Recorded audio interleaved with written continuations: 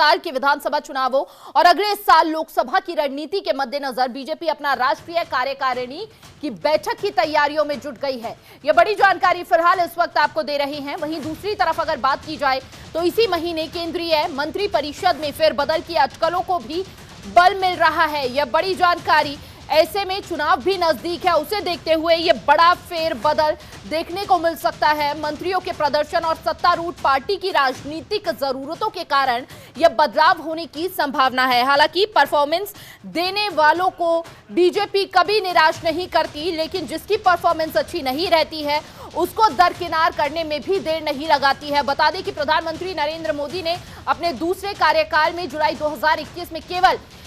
एक बार अपनी मंत्रिपरिषद में फेरबदल किया है, जबकि अपने पहले कार्यकाल में उन्होंने 3 बार अपनी मंत्रिपरिषद में फेरबदल और विस्तार किया था। हालांकि इस बारे में अभी तक कोई आधिकारिक बयान नहीं सामने आया है, लेकिन सूत्रों ने कहा है कि यह फेरबदल 31 जनवरी को संसद का बजट सत्र शुरू होने से पहले किसी भी दिन हो सकता है। इसके अलावा आपको यह भी बता दें कि बीजेपी कार्यकारिणी की बैठक 16 और 17 जनवरी को दिल्ली में होने वाली है और ऐसे में राष्ट्रीय महासचिव की अगर बात करें तो और ज्यादा जानकारी के साथ ममता चतुर्वेदी हमारे साथ जुड़ चुकी है फोन लाइन पर। ममता, देखिए 16-17 जनवरी को बैठक हो सकती है, क्या कुछ खास रहने वाला है और ऐसे में मोदी कैबिनेट में कोई बड़ा फेरबदल भी देखने को मिल सकता है?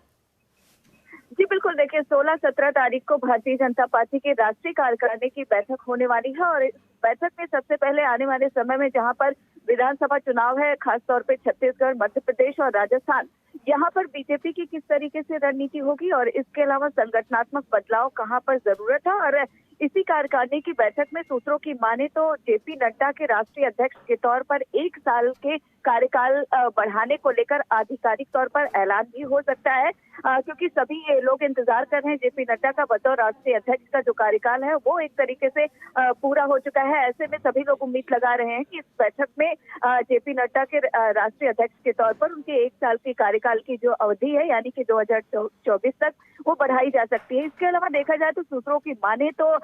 14 जनवरी के बाद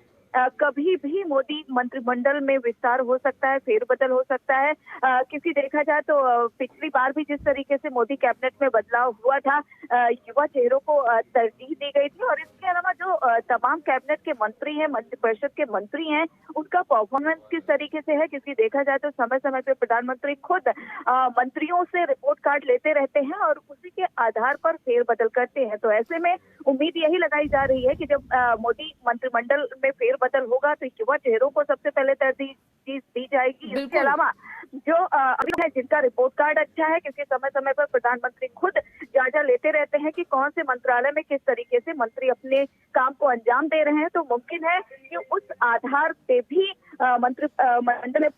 बदलाव हो सकता है। और इसके अलावा देखा जाए तो विशेष तौर पर ध्यान इस बात पर दिया जाएगा कि जिन राज्यों में विधानसभा चुनाव होने वाला है, महत्वपूर्ण है छत्तीसगढ़, राजस्थान और मध्य प्रदेश। ममता देखिए, आगामी चुनाव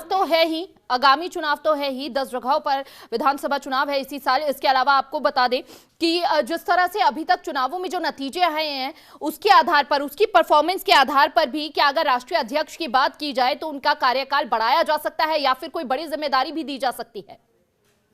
देखिए, राष्ट्रीय अध्यक्ष की अगर बात करें जेपी नड्डा की, तो सूत्रों की माने उनका 1 साल का कार्यकाल तो बढ़ाया जा रहा है और जाहिर तौर पर राष्ट्रीय अध्यक्ष होने के नाते तमाम जिम्मेदारियां पार्टी की जेपी नड्डा के पास हैं और 1 साल का कार्यकाल बढ़ेगा तो जाहिर तौर पर उनके पास तमाम जिम्मेदारियां होंगी।